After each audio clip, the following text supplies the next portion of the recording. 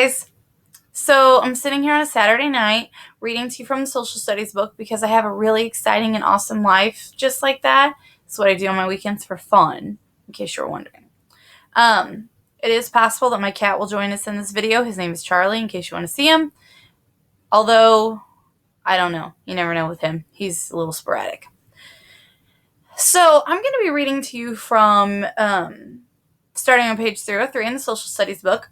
It's about Roman culture.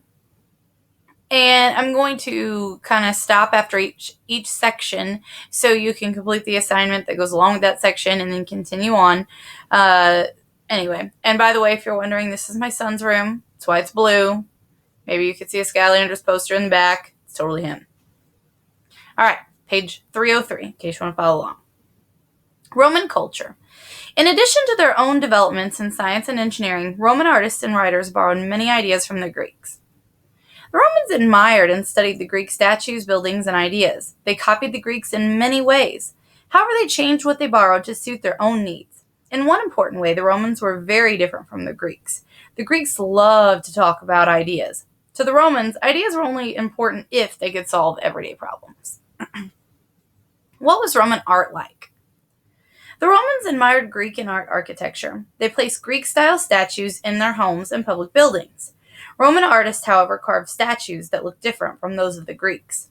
Greek statues were made to look perfect.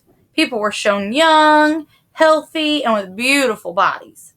Roman statues were more realistic and included wrinkles, warts, and other less attractive features. I think I want the Greeks to build my statue. Just saying. In building, the Romans also turned to the Greeks for ideas. They used Greek-style porches and rows of columns called colonnades. But they also added their own features, such as arches and domes. Roman builders were the first to make the full use of the arch. Arches supported bridges, aqueducts, and buildings. Rows of arches were often built against one another to form a vault or a curved ceiling.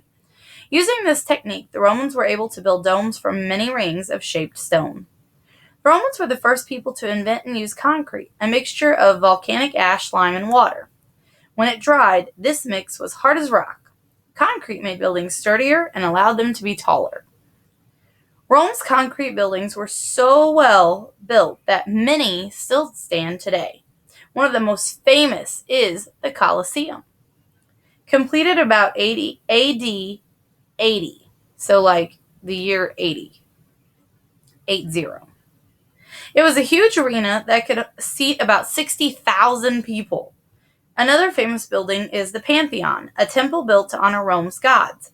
The Pantheon's domed roof was the largest of its time.